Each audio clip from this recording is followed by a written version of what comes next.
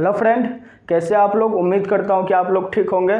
तो चलिए दोस्तों, आपका ऑफिशियल मिजान एमजी में स्वागत करता हूं। दोस्तों, लास्ट लेक्चर में मैंने डिस्कशन किया था एंडोक्राइन सिस्टम के हाइपोथैलेमस ग्लैंड के बारे में, और आज मैं करने जा रहा हूं एंडोक्राइन सिस्टम के पिट्यूटरी ग्लैंड के बारे में, और फुल डिटेल में जानेंगे इसके बारे में। तो दोस्तों, पहले हम जानते हैं पिट्यूटरी ग्लैंड को हाइपोफाइसिस या मास्टर ग्लैंड क्यों कहा जाता है।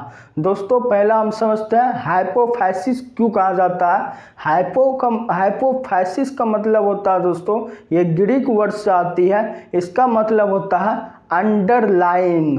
अंडरलाइंग का मतलब होता है, कहने का मतलब ये होता है कि ब्रेन के अंदर जो पाया जाता है, इसीलिए इसको हाइपोफाइसिस कहते हैं। अब चलते हैं दोस्तों, मास्टर ग्लैंड क्यों कहा जाता है। तो मास्टर ग्लैंड इसीलिए पिट्यूटरी ग्लैंड को कहा जाता है क्योंकि ये एंडोक्राइन सिस्टम के बहुत सारे ग्लैंड के फंक्शन को कंट्रोल करता है, इसीलिए इसको मास्टर ग्लैंड कहा जाता है।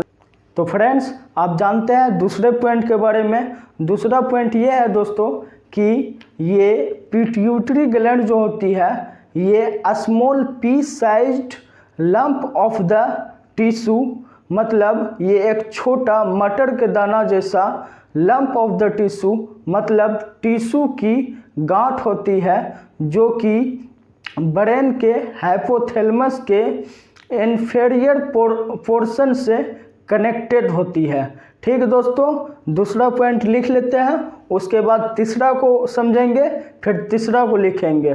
ठीक है फ्रेंड, मेरे साथ बने रहिए और लिखते रहिए, तो ज़्यादा अच्छा रहेगा और ज़्यादा समझ में आएगा। तो लिखिए दोस्तों, pituitary gland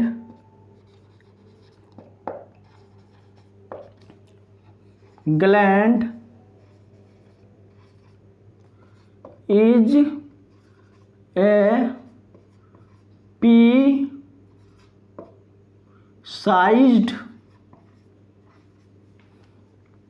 lump of the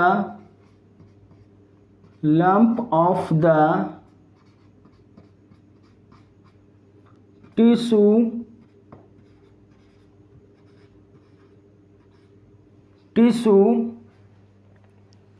that is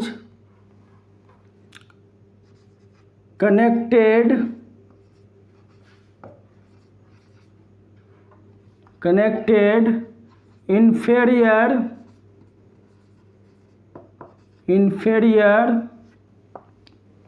portion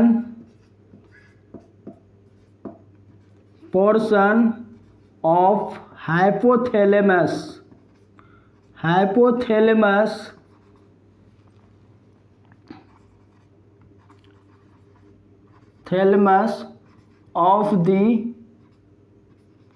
of the brain।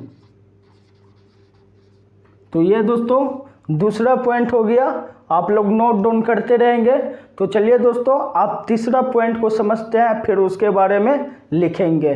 दोस्तों, तीसरा पॉइंट ये है कि पिट्यूटरी ग्लैंड जो होता है, ये कई ब्लड वेसल्स, बहुत सारे ब्लड वेसल्स से सराउंडेड होता है, जो कि इसके रिलीजेज हार्मोन को, मतलब पिट्यूटरी ग्लैंड जो है, जो हार्मोन को रिलीज करता है, वो हार्मोन को पूरे बॉडी में ब्लड वेसल्स जो है लेके जाता है।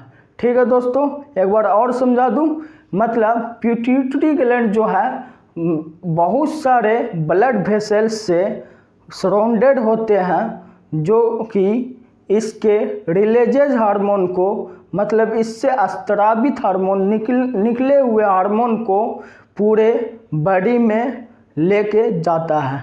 ठीक है दोस्तों, इसके बारे में हम लिख लेते हैं, फिर अगला बात हम डिस्कशन करेंगे, फिर उसके बारे में लिखेंगे। ठीक है फ्रेंड, तो तीसरा पॉइंट में लिखिएगा। तीसरा पॉइंट में लिखिएगा दोस्तों, pituitary gland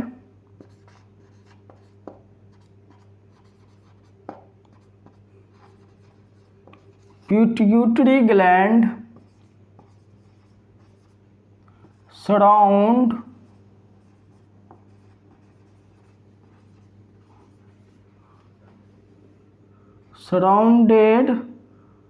by the many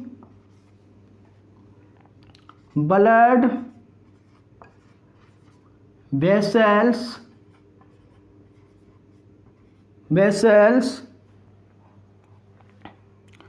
that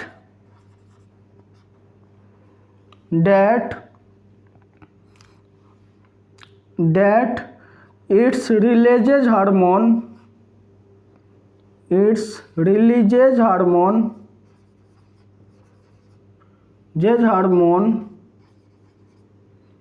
sorry that's carry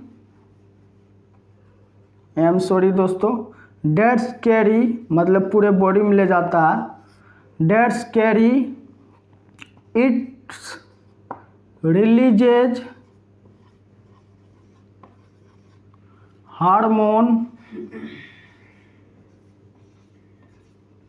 through out the body,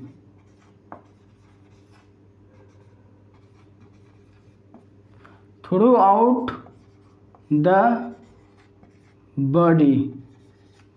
ठीक है दोस्तों, ये तीसरा पॉइंट हुआ। आप लोग इसको भी लिख लीजिए। ठीक है दोस्तों, या लिख लीजिए या तो फिर स्क्रीनशॉट ले लीजिए। तो चलिए फ्रेंड, आप जानते हैं चौथी पॉइंट के बारे में। चौथी पॉइंट दोस्तों ये है कि पिट्यूटरी ग्लैंड जो है ये स्फेनोइड बोन में स्थित स्मॉल डिप्रेशन में स्थित होता है, जिसे सेला टर्सिका कहते हैं। ठीक है दोस्तों, इसको नोट डाउन कर लेते हैं, फिर इसके आगे हम जानेंगे। तो चौथा पॉइंट है दोस्तों, pituitary gland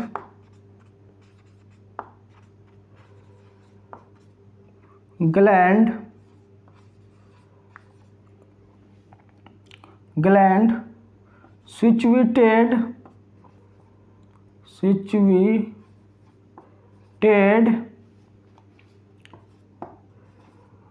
in the small depression, यहाँ डिप्रेशन का मतलब अवसाद नहीं होगा दोस्तों, यहाँ गड्ढा होगा। Small depression of the sphenoid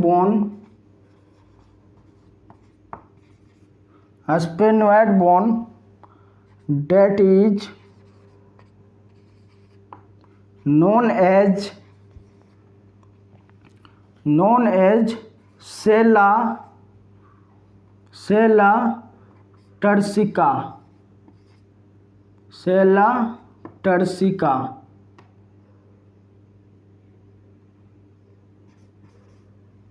ठीक है दोस्तों, सेला टर्सिका।